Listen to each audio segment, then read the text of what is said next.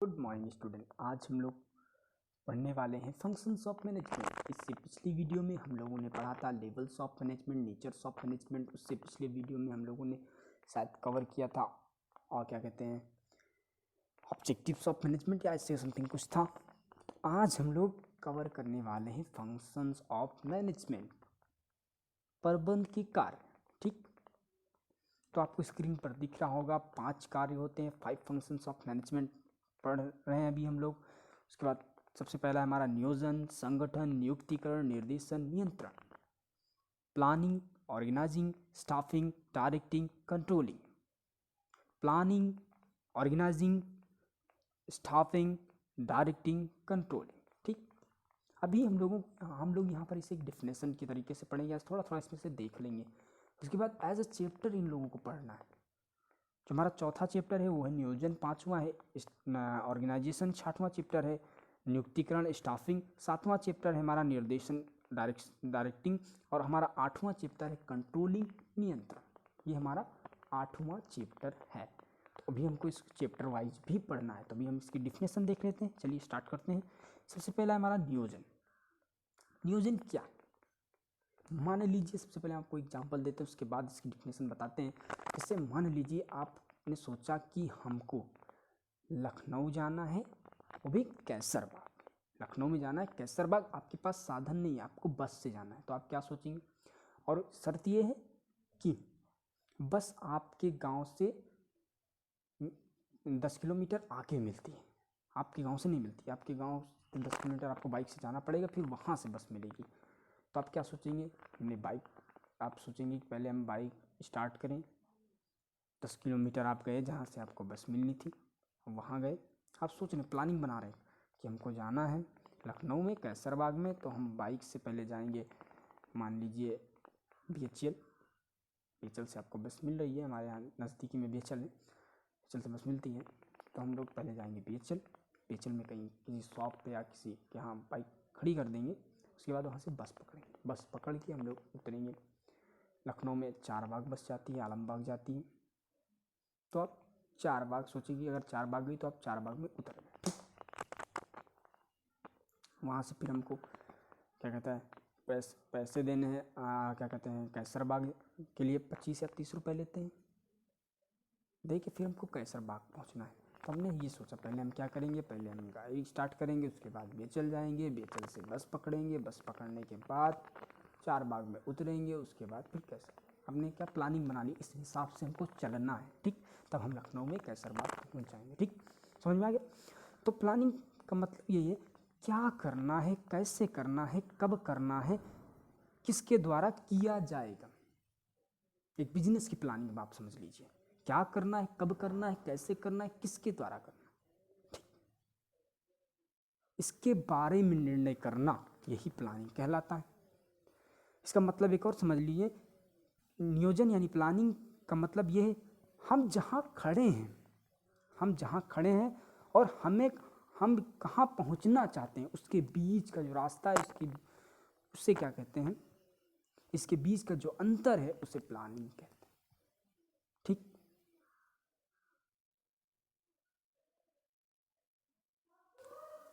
अब हम आते हैं स्टाफिंग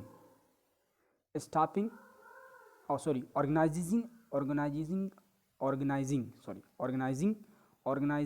को हिंदी में संगठन कहते हैं। क्या कहते हैं? संगठन। तो संगठन में क्या, संगठन का मतलब क्या होता है? मान लीजिए हमने प्लानिंग कंप्लीट कर ली, योजना की निर्धारण हो गया, उसके बाद जो अगला स्टेप है हमारा वो है ऑर्गेनाइजिंग, संगठन। वो क्या है, उसमें क्या करना है हमको? हमने प्लानिंग तो बना ली, अब अगला कदम हमारा क्या है? ऑर्गेनाइजिंग है, संगठन का है।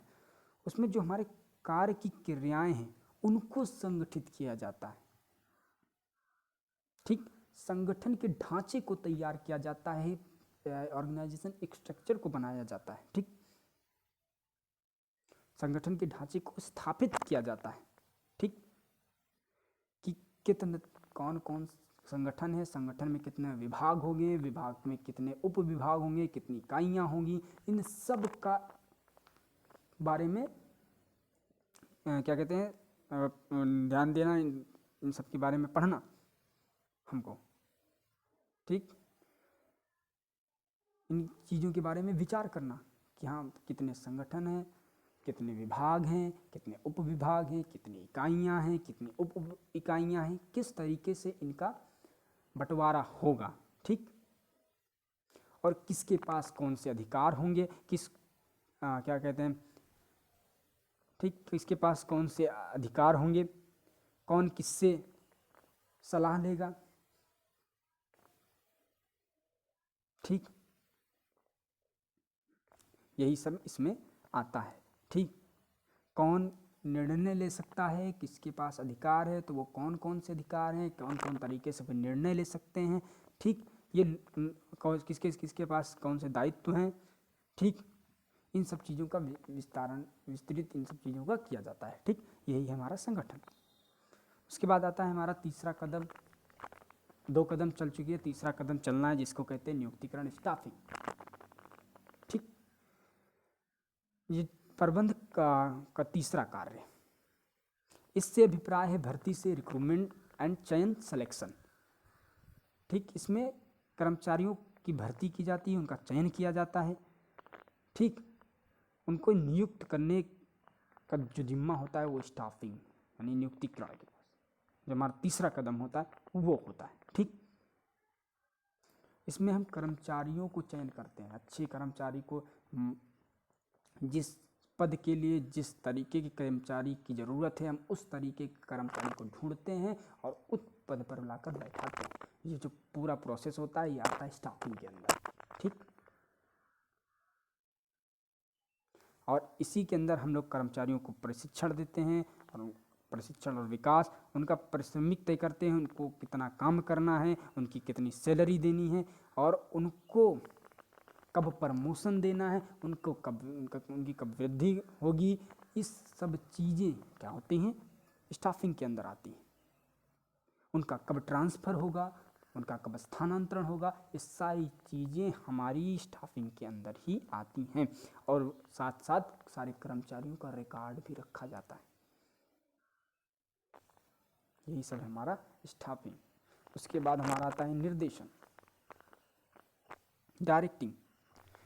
एक बार जब कर्मचारियों का चयन हो जाता है तो उनको ये बताना उनको क्या काम करना है, किस तरीके से करना है, उनका दिशा निर्देश कराना, कार्य के प्रति उनको सूचना देना, मार्गदर्शन कराना, ये सब चीज़ें हमारी डायरेक्टिंग के अंदर आती हैं, ठीक, उनको कार्य के प्रति उनको प्रेरित करना, अगर उसका कार्य में मन नहीं लग रहा तो उसको आप प्रेरित करें, उससे काम कराएं, ये सब क्या होता है डायरेक्टिंग के अंदर आता है, तो निर्देशन के अंदर आता है। उनका किस तरीके से आप दिशा निर्देश करेंगे, आप तो कर्मचारी ने उसका मन नहीं कर रहा है तो आप क्या भेज देंगे उसको, आप उसको मोटिवेट करें ताकि वो कार्य करे, ठीक, वो जिस कार्य के लिए आया है आप उसका सिलेक्शन तो हो गया, उसका चयन तो हो गया, वो तो आपके कर्मचारी आपके संगठन में आ गया। अब आपका काम है कि आप कर्मचारी को कार्य के बारे में बताएं, किस तरीके से करना है, वो जानता तो है लेकिन आपको तब भी बताएं, उसको कार्य के बारे में समझाना, ठीक,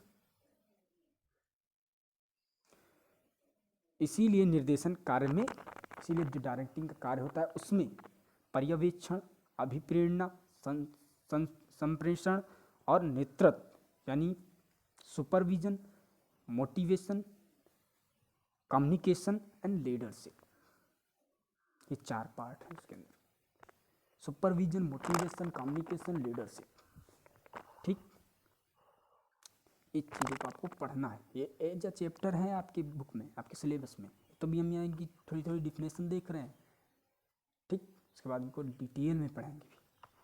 उसके बाद हमारा 5वां पॉइंट है नियंत्रण, कंट्रोलिंग। 4 कदम चल चुके हैं, 5वां कदम जो बचा है वो है कंट्रोलिंग का। ये भी इम्पोर्टेंट पॉइंट है या इम्पोर्टेंट फंक्शंस ऑफ मैनेजमेंट है, ये जो कि हमारे प्रबंधकों का अंतिम कार्य होता है, ठीक, इस कार्य का मतलब क्या है, इसमें हमने क्या सोचा था और क्या हुआ, क्या सोचा था और क्या हुआ। जैसे हमने आपको प्लानिंग में बताया था, हमने सोचा था लखनऊ में कैसरबाग जाना है, सोचा था कैसरबाग जाने, हुआ क्या, मान लीजिए आप जिस बस से जा रहे थे वो बस हैदरगढ़ में पंचर हो गई, ठीक, यही हुआ ना, हैदरगढ़ में पंचर हो गई, मतलब क्या सोचा था क्या हुआ, उसके बीच की जो गलतियाँ हुई, जो हमारा लक्ष्य था कैसरबाग पहुंचने का वो पूरा नहीं हुआ, तो उसमें जो गलतियाँ हुई हैं उन पर सुधार करना, फिर अपने लक्ष्य को प्राप्त करना। मतलब हमारी बस अगर हैदरगढ़ में पंचर हुई तो उसको बनवाइए, फिर हम चलेंगे कैसर, फिर हम पहुंचेंगे कैसरबाग, फिर हमारा जो लक्ष्य है वो प्राप्त हो जाएगा। तो जो गलतियाँ हमने जो सोचा था जो हुआ है, उसके बीच में जो गलतियाँ हुई उनको सुधार करके अपने लक्ष्य को प्राप्त करना, यही हमारा कंट्रोलिंग। ठीक, अगर वीडियो समझ में आई होगी तो लाइक करिएगा, और कोई गलती हुई है तो हमको हमारी गलती के बारे में बताइएगा।